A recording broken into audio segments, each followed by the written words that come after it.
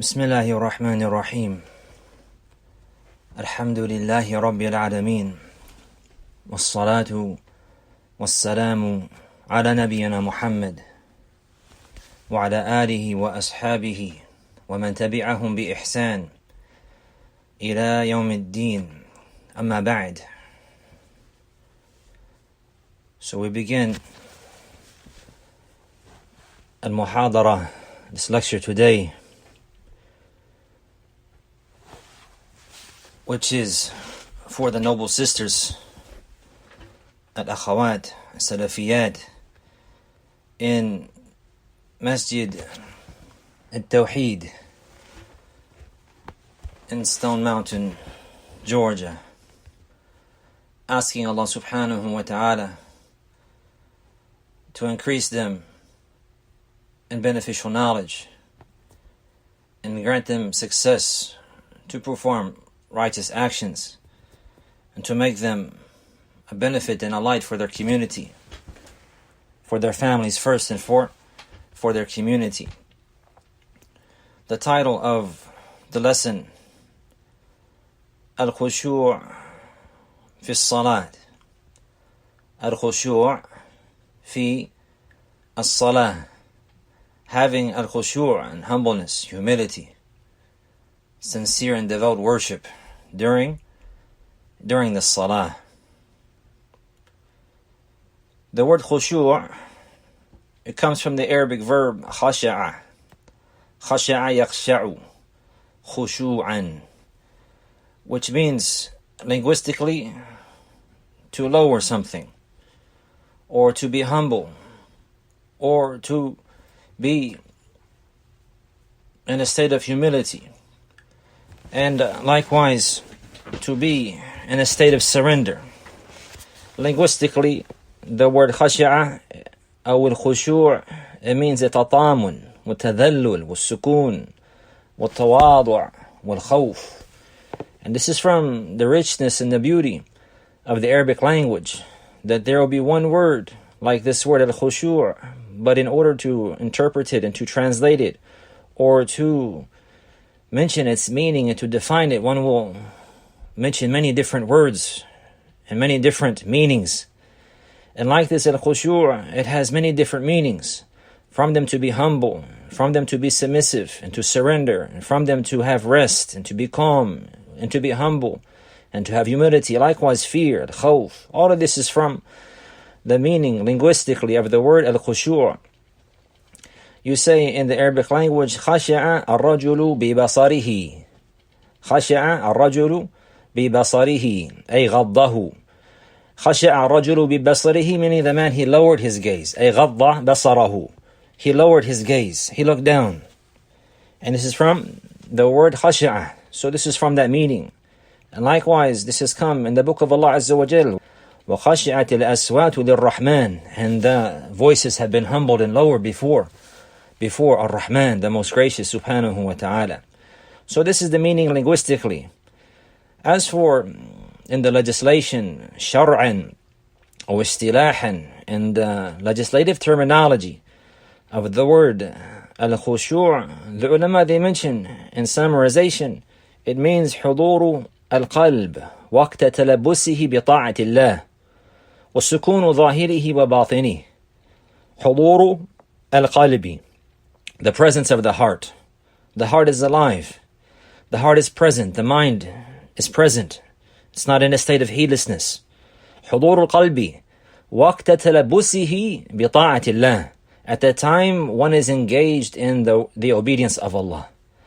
Whenever the heart is present during the obedience of Allah, when one is engaged in performing the actions that are pleasing to Allah, and the heart is alive, and the heart is aware, and it is not heedless, and it's not thinking about the affairs of the dunya, rather it's thinking about the issue at hand, and that is ibadah, and surrender and submission to Allah subhanahu wa ta'ala, remembering His greatness, tabaraka wa ta'ala, and remembering His authority and His command, and remembering oneself likewise, how weak we are, and under His decree, subhanahu wa ta'ala.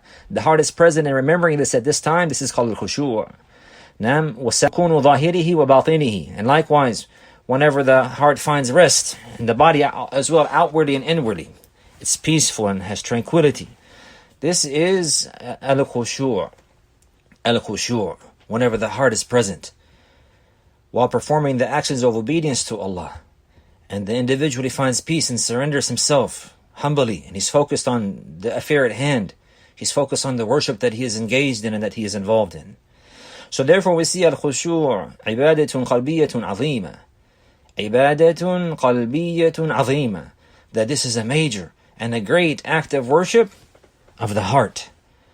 But if this worship, al-khushu', is performed properly and by the heart, it will have traces and it will have effects and it will show on the body parts. Al-khushu', it comes from the complete knowledge of a person, the person who has the proper understanding, and his knowledge is strong, and his understanding is strong of his Lord, the knowledge of Tawheed, the knowledge of the Lordship of Allah Azza wa Jal and His authority and His command, and knowing that He alone is the creator and sustainer and provider of the heavens and the earth. Whenever a servant, he is aware of this and he knows this, and he has strong knowledge of this affair, and it becomes deeply rooted in the heart. At this time, the heart will have khushu', and it will have humility and humbleness before the greatness of Allah subhanahu wa ta'ala, and it will love Him, and it will have reverence of Allah.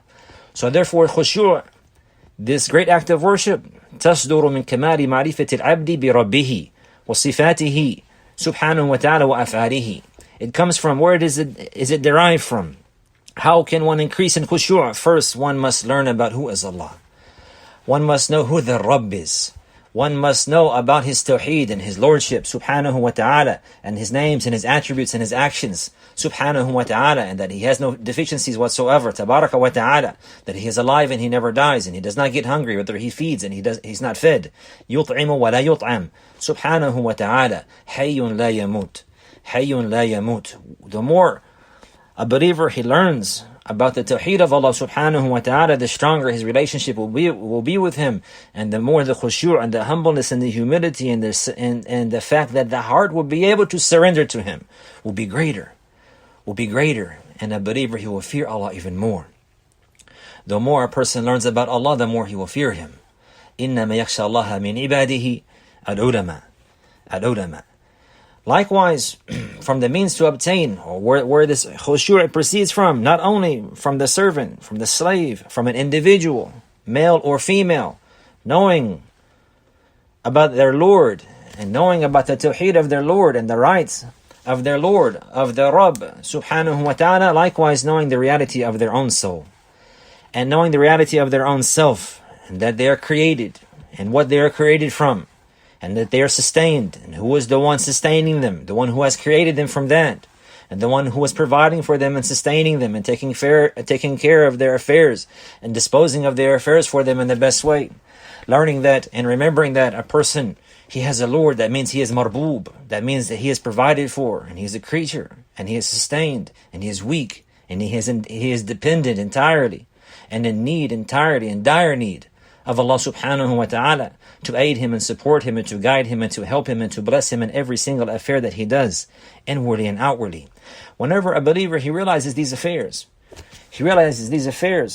then it will be a means for the khushu' to grow and to go deep into the heart and to be strong. And this is the issue here, al-khushu'. Naam, and it comes from this, إِيَّاكَ نَعْبُدُ وَإِيَّاكَ نَسْتَعِينُ, knowing Allah subhanahu wa ta'ala and worshipping Him alone, and knowing who one is. One is a slave, one is a servant, knowing oneself and one's weakness and need of Allah subhanahu wa ta'ala. So whenever this understanding and this knowledge of Tawheed and knowledge of Islam and the proper deen and the proper creed and aqeedah with regards to the Rabb subhanahu wa ta'ala and His rights, the greater this knowledge is, the greater the khushu' will be in the heart, and the greater the heart will strive to surrender and to be obedient, and likewise following behind that will be the body parts. So therefore, this is an affair that the believers, they compete and they race to strive to obtain, and they compete in the ranks of piety and righteousness and obedience to Allah, hoping to gain these ranks. The issue here is about al-khushu' fi salat. But the believers who are strong and they strive against their souls, they can have they can have, by the blessing of Allah, this great act of worship with them in their hearts, whether their hearts will be full of khushu at all times, in public and in private, in salat and in outside of salat. And this is from the favor and the blessing of Allah for those who strive against their souls to be obedient, to be upright, and to learn that which is pleasing to Allah and to comply, and to learn that which is displeasing to Allah and to avoid that and refrain from that, and to stay away from that, inwardly and outwardly, in public and in private. At this time, the heart can be overcome and touched by the humbleness and the humility before Allah subhanahu wa ta'ala and His greatness. And he will be able to be obedient to Allah subhanahu wa ta'ala inwardly and outwardly at all times. We see that the word al-khushu', it has a meaning that is close to the word al-khudu'. Also, another Arabic word, al-khushu'u wal-khudu'. And they're both on the same scale, khashi'a wa khada'a, min babi fataha. Khushu'an wa khudu'an. Now, the ulama, they mention al-khudu' similarly, like al-khushu', to be humble and to show humility and to surrender and to be submissive. But the ulama, they mention that al-khudu' يكون في البدن والخشوع يكون في القلب والبصر والصوت. That al-khudu', this type of submission and surrender, will be on the body parts. And al-khushu', this occurs in the heart. And likewise in the eyesight and in the voice. A person, he can be humble and lower himself and have khushu' in his voice and the way that he speaks, as we have seen in that verse in Surah Al-Taha. And likewise in his eyesight, we've seen in the example of that, وَخَشَعَ الرَّجُلُ بِبَصَرِهِ أَيْ غَضَّهُ. And likewise in the heart, and this is the ibadah. But whenever the khushu' is strong in the heart, the body parts, they follow behind. Al-Imam al-Sa'di rahimahullah ta'ala, he mentioned a beautiful and very beneficial definition of al-khushu'. And he mentioned rahimahullah ta'ala, هو خضوع القلب وطمأنينته وسكونه لله تعالى وانكساره بين يديه ذلا وافتقارا وإيمانا به وبلقائه سبحانه وتعالى. Al-khushu', Al-Imam al-Sa'di, he mentioned rahimahullah ta'ala, it is هو خضوع القلب, it is the fact that the heart will surrender and submit, وطمأنينته, and that it would have peacefulness and rest and tranquility, وسكونه, and that it will be still and it will have calmness. For who? Lillah. Lillahi ta'ala. That the heart will be like this, submissive, and it will be tranquil and peaceful and have ease and surrender and be humble and have humility towards Allah subhanahu wa ta'ala. وَانْكِسَارُهُ بَيْنَ يَدَيْهِ ذُلًّا وَافْتِقَارًا, and that it would break down, meaning that one will realize that the dire need of Allah subhanahu wa ta'ala, it will break down in front of him out of humbleness and humility and out of dire need before him subhanahu wa ta'ala. وَإِيمَانًا بِهِ, and having sincere faith in him, وَبِلِقَائِهِ, and in his meeting subhanahu wa ta'ala. The one who remembers these affairs, it will be a means for the khushu' to grow in his heart, to remember who he is and where he came from, and to remember where he's going to and his outcome, and to remember the day of the meeting of the Creator, the meeting of the Rabb subhanahu wa ta'ala. So therefore, this is in general the meaning of al-khushu'. But now, we want to discuss specifically our topic, and that is al-khushu'u fi Salaah. Al-khushu' fi as-Salaah. Having this humility and humbleness, and having the surrender of the heart, and likewise the body parts during the prayer. During the prayer in general, but the most important time. The most important time to have this from the different types of salawat, the obligatory prayer. Rather in every prayer, but even more specific, and even the greater need to have this khushu' in the obligatory prayer, drawing near to Allah subhanahu wa ta'ala with this great act of worship. So there is no doubt about it whatsoever that being devoted to Allah subhanahu wa ta'ala entirely during the prayer, and having humbleness and humility and submission before Him, and having a dire need and want and desire and hope in Him subhanahu wa ta'ala, and sincere faith in His promise and in His meeting tabaraka wa ta'ala during the prayer specifically. At all times a believer, he has this creed and this faith, but during the prayer this comes to mind and he remembers this. قَلْبُهُ حَاضِرٌ, his heart is present, alive with these affairs, hayyun, with these issues in his heart or in her heart. And no doubt that this is from the most important affairs, and this is from the most beneficial affairs for a believer likewise. And in reality, this is, as the ulama they mention, ruhu salati وَلُبُّهَا وَمَقْصُودُهَا. Ruh al-Salah, this is the soul of the Salah and the essence of the Salah and the intent behind the legislation and the establishment of the prayer. For the heart to be present and for the heart to be full of love and fear and reverence and hope in Allah subhanahu wa ta'ala and surrender to Him alone and submit before Him tabaraka wa ta'ala and to need Him and to want Him subhanahu wa ta'ala, to want Him to accept the deed and to hope that He will accept the deed tabaraka wa ta'ala. So therefore this khushu' it must be present in the salat from the beginning to the end. From the beginning to the end. From the standing, there must be khushu'. And the recitation, and the tilawah, there must be khushu'. And the ruku' and the rafa', raising from the ruku'. And also standing up straight after the ruku' and the sujood and sitting between the two sajda. All of this, whether one is male or female, it's a requirement. It's a requirement to have khushu' in these affairs and to perform them properly. So we see, barakallahu fikunna, that al-khushu' is ibadah. It's an act of worship. And likewise, as-salah is ibadah, rather from the greatest acts of worship.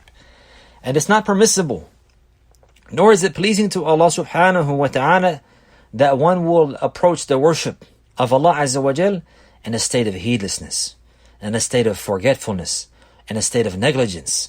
And even if the body parts they perform they perform properly and they move accordingly and according to the sunnah, but the heart is not alive and the heart is not present. Rather, the heart is ghafil and la, preoccupied with the affairs of the dunya. This is not permissible to worship Allah in this manner. Allahu Akbar.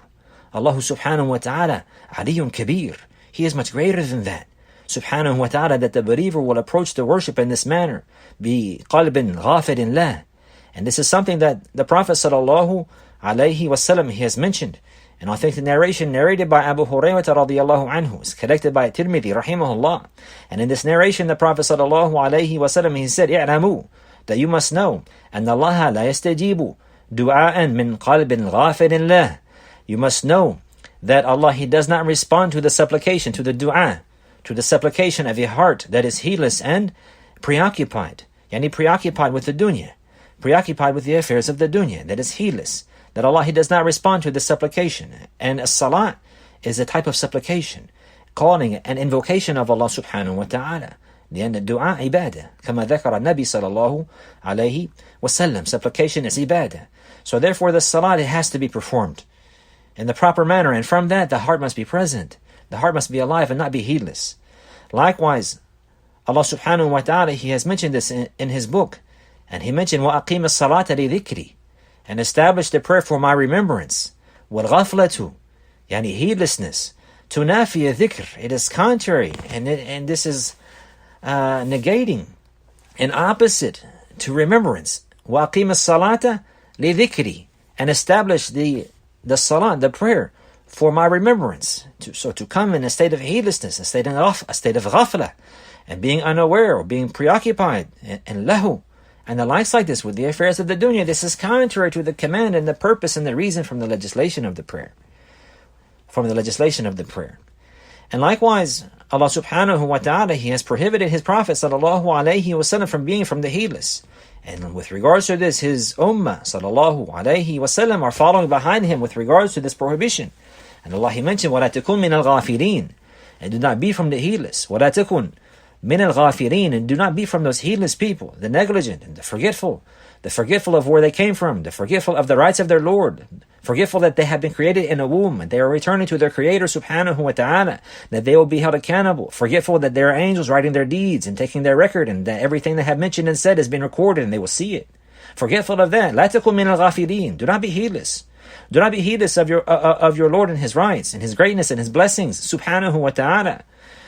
So this is something that is contrary to the salat, and it's contrary to ibadah, and it's contrary to the reason why we were created. We're created to worship Allah alone, and to love Him, and to show thanks to Him subhanahu wa ta'ala, and to comply to His commandments, and to follow His message that He has sent, and that He has sealed, and His sharia subhanahu wa ta'ala with the message of Muhammad sallallahu alayhi wasallam.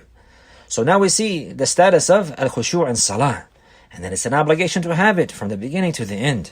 And it's a requirement to have al-khushu' in the prayer from the beginning to the end. And this is something that a believer, he must strive for, and he must hope for, and he must seek the aid and the help of Allah to obtain. And the one who has reached this level to perform the prayer in this manner as legislated, he will taste the sweetness of the salah, and he will taste the sweetness of the prayer. And this will be the prayer that prohibits him from falsehood. إن الصلاة تنهى عن الفحشاء والمنكر. إن الصلاة تنهى عن الفحشاء والمنكر. The prayer that is performed like this with khushu' in this manner, this is the one that will prohibit a person, a believer, from falling into indecency and foul things. From falling into indecency and foul things.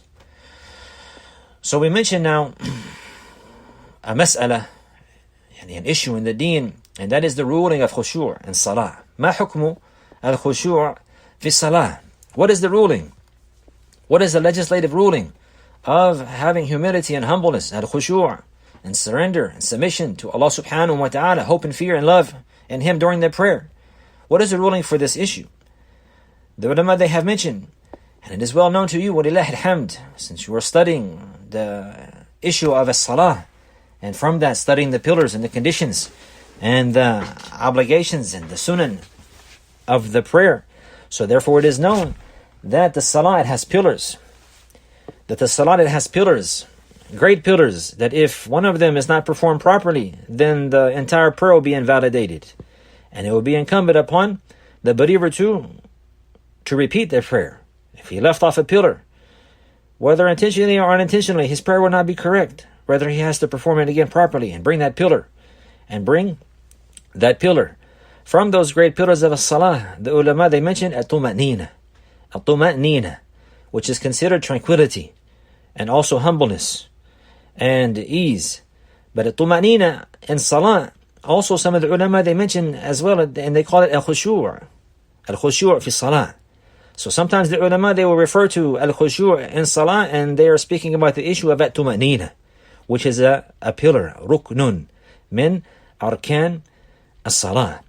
So therefore, with regards to this, if a person did not have this khushu', this type of khushu', which is considered a pillar in the prayer, then his salat will not be accepted, and his salat will not be correct, and the obligation to perform that prayer will still be upon that person, and he will not fulfill that obligation until it's performed properly. And from that is that he brings at-tumanina and al-khushu' in the prayer. But what is being referred to here is in the outward appearance of the prayer. And this means that a believer must perform the salah from the beginning to the end and perform every position in the prayer properly. And that means to go to each position of the prayer and to remain there until all of the joints and the bones of the body, they meet that position. And then to go back to the next position or the next position after that, and for the body parts to completely go back to the position that they were before. For example, if somebody is in qiyam, in order to make the pillar of ruku' with tuma'nina, and to fulfill the pillar of tuma'nina in the ruku', that he will bend down and he will make the ruku' until he is flat. And he will stay there until all of his body part is still and his body is still in that position. And he will make the adhkar, Subhana Rabbi al-Azim, in this manner. And whenever his body comes to this position, at this time he has fulfilled the pillar of tuma'nina. And then he must raise all the way back up until his backbones become straight again. At this time he has fulfilled the pillar of al-khushu' or tuma'nina. And the one that we're discussing now, which is a pillar, and the salat is not correct without this. So therefore, if a person, he made ruku' and he just bent down real fast and bent back up, he didn't bend all the way over. Or if whenever he raised up, he didn't raise all the way back up. He raised halfway up from ruku' and then went straight to sujood. This will not be accepted. So this amount of al-khushu', also what is known to the scholars of fiqh as tuma'nina, this is an obligation. Likewise, if a person was in sujood and he just pecked at the ground and went down and went back up and went down and went back up real fast, without raising all the way back up properly and without resting his head properly on the ground in this manner, like they say, pecking at the ground, naqara, a naqr, like a bird, he did not fulfill in this manner the obligation, or rather the pillar of at-tuma'nina wal-khushu' in the salah. Rather, he has to go down in the sujood and go and put all of his hands and his knees and his feet and his head and nose in the position of sujood and rest there for a moment until he is in that position properly. And he can be there long enough to make the adhkar that are legislated there properly. Subhana Rabbiyal A'la. In this manner, and then raise back up until he's sitting properly. And then go back down. As for those who race, then they do not fulfill this great pillar of at-tumanina, and therefore this is a type of khushu' that is a pillar, an obligation in the prayer, and the prayer will not be accepted without it. And the prayer will not be correct and accepted without it. The individual who prayed like that, he would have to go back and perform his prayer again, even if he was ignorant of this ruling. And this has been established in the hadith of Abi Hurairah radiyallahu anhu. It's in Sahihain, and it's known to the ulama as Hadith al-Musi'i Salatahu. Hadith al-Musi'i Salatahu. The narration of the one who prayed bad. And it has come that a man, he came into the masjid with the Prophet sallallahu alaihi wasallam, and then he went and prayed. And then he came back and he gave salam to the Prophet sallallahu alaihi wasallam and the messenger. He said to him sallallahu alaihi wasallam, irji' fasalli fa innaka lam tusalli. Go back and pray, verily you did not pray. So he did that again. And then he came back to the Messenger sallallahu alaihi wasallam. He prayed the way that he prayed before. And the Prophet, he said the same thing to him. Irji' fasalli fa innaka lam tusalli. Go back and pray, verily you did not pray. Until this happened 3 times. And on the 3rd time, the man, he told the Messenger sallallahu alaihi wasallam, وَالَّذِي بَعَثَكَ بِالْحَقِّ مَا أُحْسِنُ غَيْرَهُ فَعَلِّمْنِي. He said, I swear by the one who sent you with the truth, I'm not able to do better than this. Teach me. Teach me. So the Prophet sallallahu alaihi wasallam, he taught him. And he said to him, إِذَا قُمْتَ إِلَى الصَّلَاةِ فَكَبِّرْ ثُمَّ اقْرَأْ مَا تَيَسَّرَ مَعَكَ مِنَ الْقُرْآنِ. If you stand up for the prayer, then make takbir, Allahu Akbar. And then you read that which is easy for you from the Quran. ثُمَّ ارْكَعْ حَتَّى تَطْمَئِنَّ رَاكِعًا. And here's the evidence and the shahid. And then you make ruku' until you have tranquility while you're in ruku'. حَتَّى تَطْمَئِنَّ رَاكِعًا. Until you have ruku', until you have al-khushu', al-tuma'nina. And the ulama, they mention here, that means that he will go to ruku' until he is flat and all of his body has come to a rest in that position. In that position. ثُمَّ ارْفَعْ حَتَّى تَعْتَدِلَ قَائِمًا. And then you raise up until you are standing straight back up entirely. Until you're standing straight back up entirely. ثُمَّ اسْجُدْ حَتَّى تَطْمَئِنَّ سَاجِدًا. And then make prostration until you find the tranquility in prostration. And tuma'nina, meaning that all of the body parts of prostration, the 7 of them, they have touched. Yani the hand, the toes, and the 2 hands and the 2 knees, and the forehead along with the nose. It has touched the ground and it has rested there. At this time he has fulfilled the pillar of al-khushu', yani tuma'nina. ثُمَّ ارْفَعْ حَتَّى تَطْمَئِنَّ جَالِسًا. And then you raise up until you find tranquility and you sit still while you're sitting. And you are still at rest while you're sitting. And then the Prophet sallallahu alaihi wasallam, he told him, وَافْعَلْ ذَلِكَ فِي صَلَاتِكَ كُلِّهَا. And you must do like this in your prayer entirety, all of it. Do the whole prayer like this. Yani every prayer, the obligatory prayer, the non-obligatory prayer, and likewise the prayer, all of it from the beginning to the end. It must be performed in this manner. So therefore we see with regards to al-khushu' fi salah, this is a type of khushu' that the prayer will not be accepted without. And it's an obligation and it's a pillar and it's a rukn. And that means that the individual will go to the position of the prayer and he will remain there until his body becomes still in that position. And then he will return to the position that he was in before, or the position that is next, until his body is still in that position. And all of his bones go back to the manner that they were before. And all of his bones and his body goes back to the manner that he was in before. So this is with regards to al-khushu' fi salah. The khushu', that is an obligation and a pillar from the prayer. And it's also known as al-tuma'nina. But there is another type of khushu', and this is most likely the intent behind the request for this class, to have khushu' and salat, meaning the khushu' of the heart, and to have the heart's surrender and the submission of the heart, and to have the heart in a state of peace and tranquility during the prayer. And this is the second issue that we discuss with regards to al-khushu' fi salah.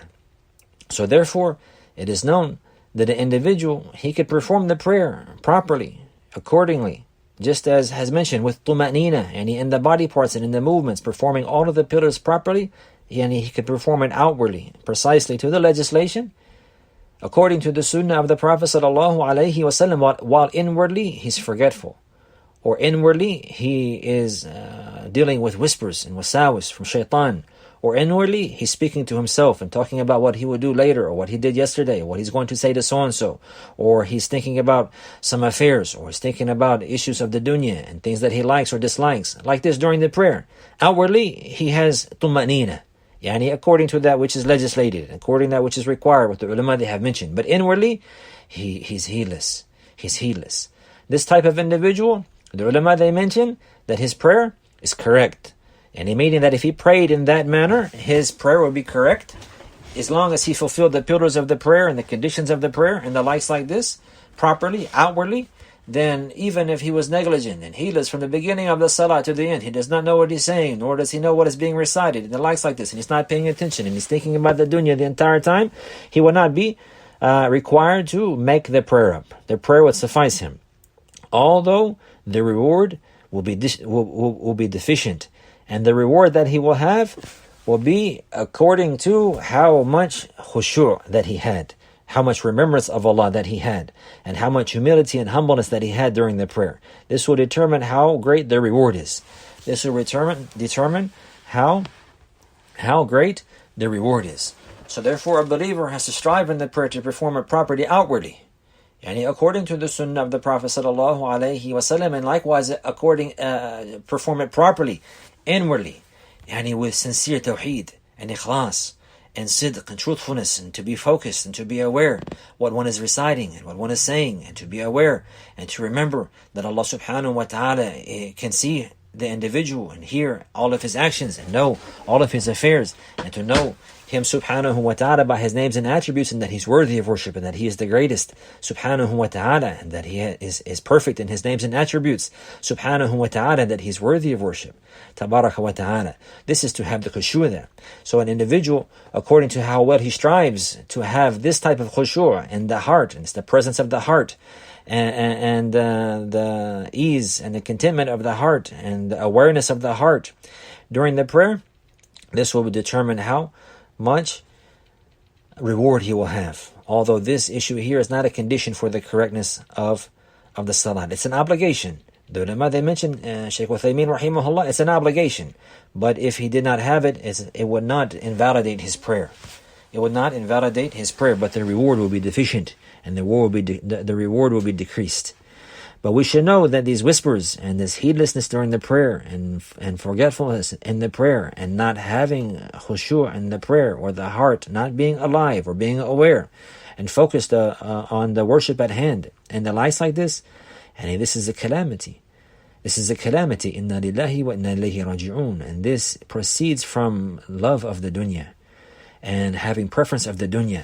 So much so that a believer, if his heart is full of the love of the dunya, until it has overcome his heart, he can make wudu and be heedless. Make wudu which is beloved to Allah. Inna Allah yuhibbu at-tawabin wa yuhibbu al-mutatahhirin. Allah, He loves those people who make wudu and purify themselves. But he may perform that heedlessly and forget. And then he will stand and face the qibla, and he will make takbir, and he will make ruku', and the whole time he's heedless and he forgot. This is proceeding from a disease in the heart, and the disease is the love of the dunya, and to the individual he's preoccupied with the dunya even whenever he is performing the actions that he was created for, even whenever he is worshipping Allah subhanahu wa ta'ala. So a believer, he has to strive against his soul to have this khushu' and to seek the aid from Allah subhanahu wa ta'ala, and to take the means and to take the means. So therefore the intent from this type of khushu' it is حضور القلب وعدم الالتفاء لشيء فيها, that the heart will be present during the entire salah, and that the heart will not look or think or turn to anything other than Allah subhanahu wa ta'ala. It will not be focusing or thinking about the affairs of the dunya. Rather, the heart will be thinking about the greatness of Allah, and the magnificence of Allah, and the blessings of Allah, and the bounty of Allah, and the promise of Allah, and the threat of Allah, and the meeting of Allah. At this time, the heart will be alive. It will be thinking about the words that one is saying, and the adhkar that one is mentioning, and the recitation that is being recited. It will think about these things, and it will ponder over these words, and in this manner, a believer will be able to find al-khushu' in his heart and humbleness, and it will be able to find humility and to be submissive to Allah subhanahu wa ta'ala. Allah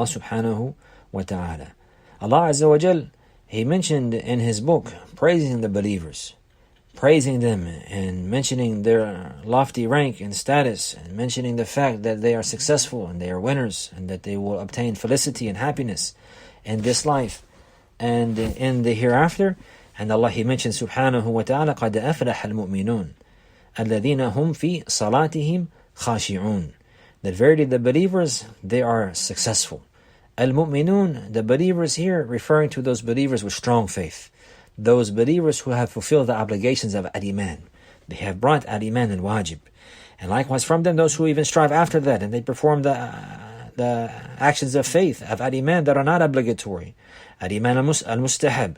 And the likes like this. This is not just any referring to the believers in general, the Muslims, rather the people who are described with Iman, strong faith and reliance and trust upon Allah and obedience to Allah subhanahu wa ta'ala and His Messenger sallallahu alayhi wa sallam. قَدْ أَفْلَحَ الْمُؤْمِنُونَ.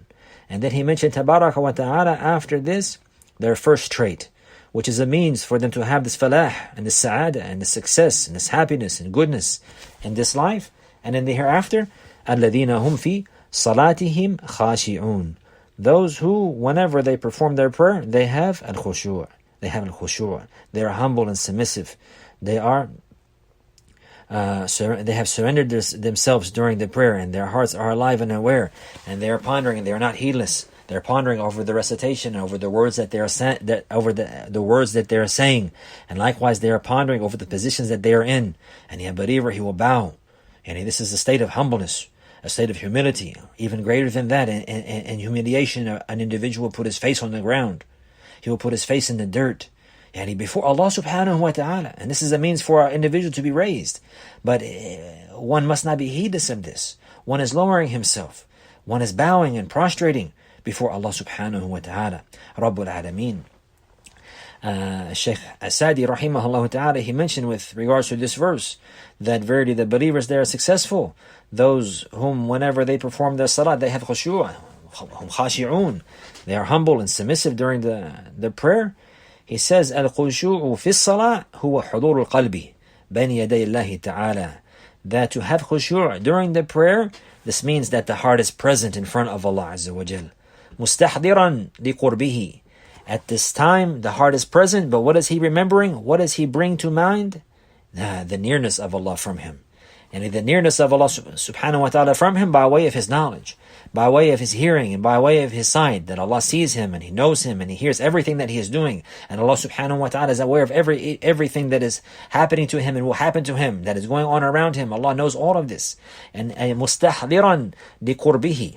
Now that he is aware of how near Allah is, and likewise how near He will be to those who obey Him, meaning near to Him with aid and support and success and direction and guidance. Subhanahu wa ta'ala, He guides the believers and He's near to them by way of His aid and support. So whenever a believer, he calls on Allah and he worships Allah and he stands before Allah in this manner, at this time he will have the khushu'. Rather, this is the reality of al-khushu'u fi salah. He says now, the one who does this, فَيَسْكُنُ لِذَلِكَ قَلْبُهُ. At this time his heart will find ease. His heart will find ease and peace and tranquility. وَتَطْمَئِنُّ نَفْسُهُ. And likewise his soul will be at rest and have tranquility. وَتَسْكُنُ حَرَكَاتُهُ. And his movements will be still. Because as has preceded this issue here, it proceeds from the heart. It comes from the heart. And whenever one has this remembrance of Allah in his heart in this manner, and he is aware of the greatness of Allah and His names and His attributes, and he remembers the promise of Allah and the threat of Allah, at this time the body will be still. And whenever the heart humbles itself in this manner and submits, the body parts, they fall behind. وَتَسْكُنُ حَرَكَاتُهُ وَيَقِلُّ إِلْتِفَاتُهُ. And he stops looking around. Whenever the heart stops looking around at the dunya and the affairs of the dunya, the body likewise and the eyes likewise stop moving around as well. مُتَأَدِّبًا بَيْنَ يَدَيْ رَبِّهِ. Showing good manners and etiquettes in front of Allah. And all of this, he does this why? The believer in the salat, and he مُتَأَدِّبًا بَيْنَ يَدِي رَبِّهِ, that he would do this out of discipline and having good manners and etiquettes with his Lord whenever he stands in front of him. And then he said, رحمه الله, مُسْتَحْضِرًا جَمِيعَ مَا يَقُولُهُ وَيَفْعَلُهُ فِي صَلَاتِهِ مِنْ أَوَّلِ صَلَاتِهِ إِلَى آخِرِهَا, that he will remember and call to mind likewise and reflect upon everything that he is saying and everything that he is doing during the prayer, from the beginning to the end. From the beginning to the end. He said, فَتَنْتَفِي بِذَلِكَ الْوَسَاوِسِ وَالْأَفْكَارِ الرَّدِيئَةِ. So the one who performs this in this manner that has preceded, then at this time the whispers, they will go away. The whispers will go away, and those lowly thoughts, the thoughts of the dunya and the likes like this, at this time they will go away. وَهَذَا رُوحُ الصَّلَاةِ وَالْمَقْسُودُ مِنْهَا. And this is the soul of the prayer, and this is the intent from it. وَهُوَ الَّذِي يُكْتَبُ لِلْعَبْدِ. And this is the portion of the prayer that will be written for the servant, meaning that he will have a reward for. And he doesn't have a reward for just standing there in that manner and being heedless. Rather, possibly a person could stand in the prayer and be heedless until the extent that he has a punishment. He said, rahimahullah, فَالصَّلَاةُ الَّتِي لَا خُشُوعَ فِيهَا وَلَا حُضُورَ قَلْبٍ وَإِنْ كَانَتْ مُجْزِئَةً مثاب عليها فإن الثواب على حسب ما يعقل القلب منها.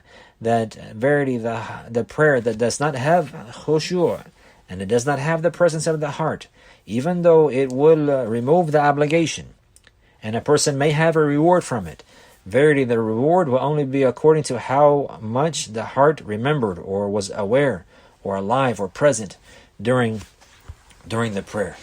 So therefore we see the status of al-khushu' and salah. And the means to obtain that, first and foremost, is to seek aid from Allah. And to beg Allah subhanahu wa ta'ala with a heart that is alive. And to call on Him alone. And to ask Him to aid an individual, to help him to worship Him in a manner that is pleasing to Him. And from that, like the supplication of the Prophet sallallahu alaihi wasallam that he would make at the end of the salah, before the taslim, Allahumma a'inni ala dhikrika wa shukrika wa husni ibadatika.